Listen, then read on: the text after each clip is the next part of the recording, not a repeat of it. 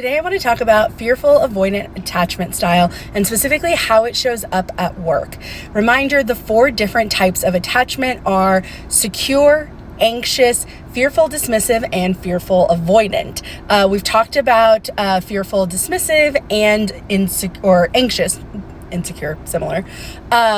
So you can go check those out.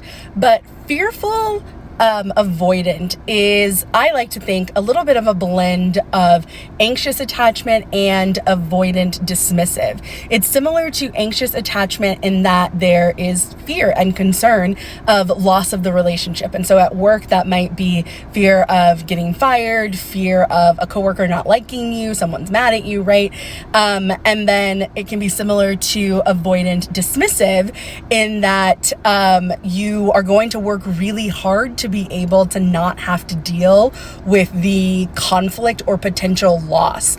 I think one of the distinguishing things about fearful avoidant is that it can cause a lot of internal conflict because that anxious attachment piece of it is trying really hard to not upset the balance or upset the dynamic within the relationship with it between like you and your boss or you and a coworker or the work assignments that you have to get done to not cause a problem. So you're dealing with a lot internally, but because you're processing so much internally and the other person isn't able to have their side of the conversation, the slightest inconvenience, misstep, mishap, drama, blow up, disgruntled. This is the worst thing to have ever happened.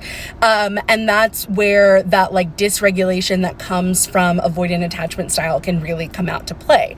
So if this is you, some things that you can really do to help yourself is 1, let the other person have their side of the conversation. Whether it's you saying, hey, I wanted to check in about my performance, or I wanted to check in on the status of something, giving them an opportunity to actually tell you what they're experiencing and use that as your reality fact checker. 2, for all of that internal information and like those blowups that can happen, give yourself a minute to ground, give yourself a breather, take a walk, take that lunch break, take the 15-minute break, whatever it is, so that you can give yourself an opportunity to regulate, come back down to earth, and then decide how you want to respond rather than react. So those are just a couple little tidbits, and tune in for the 4th video in this series where we will talk about secure attachment and how that might show up for you at work.